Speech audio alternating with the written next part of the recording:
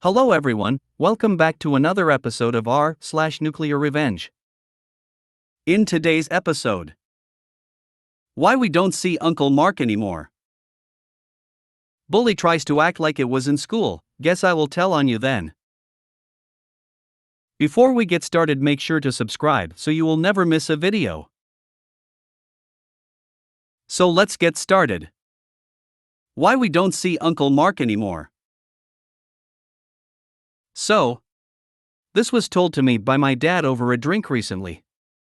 He'd gotten a little drunk and ended up admitting it to me, said it's been too long now and he'd paid the consequences, so there was nothing to come back on him. Only reason I'm posting this. Uncle Mark was my favorite uncle when I was a child. He always invited me around to show me his airsoft gun collection, hide and seek parties with my friends, and even took us to the beach. He would always come with sweets for us and acted like one of us, another child who just wanted to have fun. But then, the day I, 7 years old, was meant to be going around because we were going for a ride to this amazing place.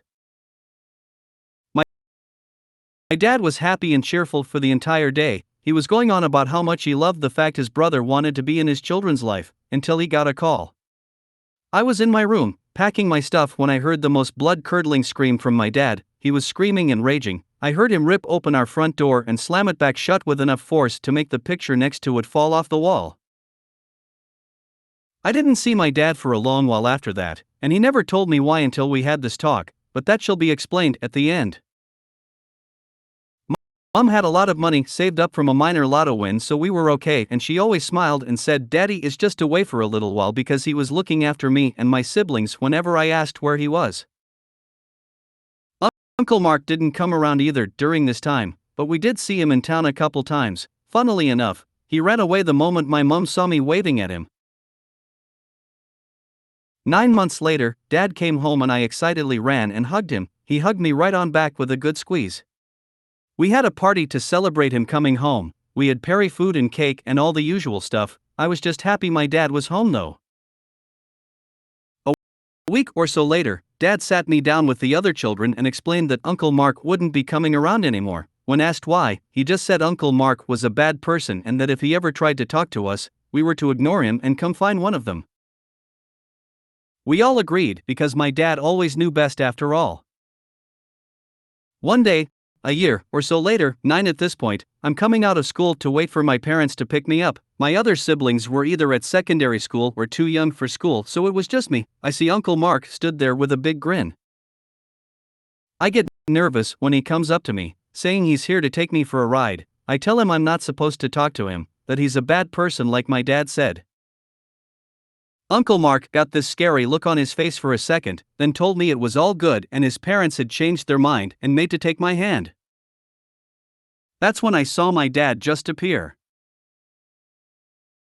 My dad punched Uncle Mark right in the face and little old me saw blood fly as Uncle Mark went sprawling. I didn't see much after that except Uncle Mark running away with my dad chasing him. He came back after a little while, sighed and took me in a hug.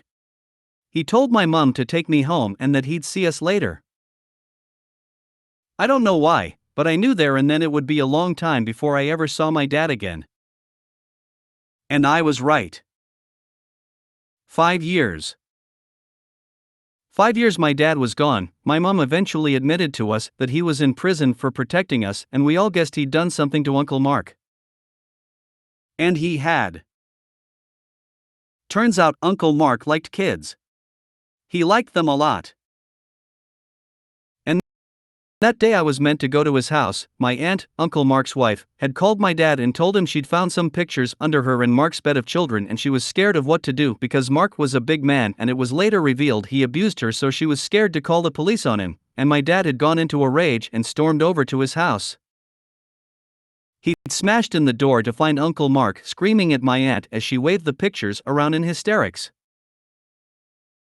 My dad had beaten Uncle Mark within an inch of his life, Uncle Mark screaming he'd make him pay as the police had arrested my dad. Messed up thing was, by the time my dad had explained why he had done it, Mark managed to get the pictures, burned them and scared his wife into saying nothing, so there was no evidence. My dad was sent down for assault but made sure my other uncles and older cousins were around to protect us in case Mark came back. But oh no! Mark waited until my dad thought we were safe. And then, according to my dad, had come to kidnap me from the school right under their noses. Who would stop him? People didn't believe my dad when he explained Mark was a predator. They thought he was just excusing himself for attacking him. After all, the police hadn't found anything and his wife said my dad was a liar, whereas my dad was the big angry guy with a few assaults under his belt already. So all they saw was my nice uncle here to pick me up. He had gotten away from my dad at the school. My dad had tripped and it gave him the chance to run. But my dad knew where he would go. Knew Uncle Mark would run home to hide and more than likely destroy any evidence he had gotten since destroying the last lot. He also knew the police would be on his tail for the attack on the school, so he didn't have long. Difference was, though, my dad had his car while Uncle Mark was on foot. So, he drove over and demanded to know if my aunt was going to lie again, after what Uncle Mark had just tried to pull. Now, I don't like my aunt much after what she pulled the first time, but I think in that moment she really realized what a monster my uncle was. He was willing to do this to her nephew just for pathetic revenge for being called out as a predator. She said she wouldn't stop my dad or save Mark this time. My dad ordered her to get all the evidence she could as he waited for Mark to appear. She came back down with pictures. Lots of pictures. He then told her to go, wait 1 hour and then call the police. He was ending this. And as Uncle Mark appeared, my dad, who had been waiting behind the wall of his garden, slammed him through the door of his house. And then proceeded to beat him to death in his doorway. He apparently towards the end couldn't see the floor through the blood. My dad was arrested on murder and did so without resistance, only saying he wished they'd done his job for him. But when it was revealed that Uncle Mark was indeed a predator who had attempted to kidnap me and the fact that they had to face the fact they had allowed a predator to run free, he was instead charged for manslaughter, his lawyer stating my father had gone into a protective rage and had only intended to render him harmless. Funnily enough, no one argued in defense of the predator for my dad getting the murder charges. He said he didn't regret it, but that he wished he had done something else purely so that he didn't miss out on so much of my life. I told him I was forever going to be proud of him for that, and that I loved him. I was a bit shocked I wasn't told just what Uncle Mark was for so long. But my dad asked if it would have made it any better to be told as a child what he really was, or now as a man who can handle the truth, and he was right. Me as a child would not have been able to mentally handle it. I'm barely able to handle it now. Bully tries to act like it was in school. Guess I will tell on you then. In secondary school I was tormented by a specific bully. For years I was beaten up and publicly humiliated on a daily basis. The worst thing he did was beat me up so bad that I got a concussion and broken ribs when I was 14. He never faced consequences in school because his family was rich and he was pretty popular. For context, I live in a pretty small town in England, so everyone knows everyone, including the bully. He left the school when I was 17 and I didn't see him for about a year. Around this time I got way more popular and started going to parties and making more friends, and annoyingly he was friends with some of my friends and his GF was at my school, but I managed to avoid him mostly until I finished school.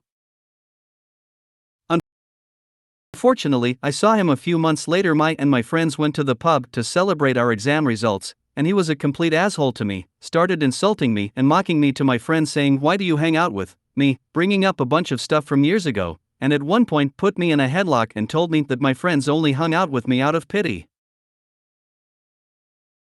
I wasn't going to take it, but I also wasn't going to get into a punch-up because I didn't want to give him the satisfaction of getting me angry, and right at that moment I overheard the perfect thing. He was bragging to his friends about the house party he was having and saying about all the drugs he was going to take to the party, and said he had it all in his car.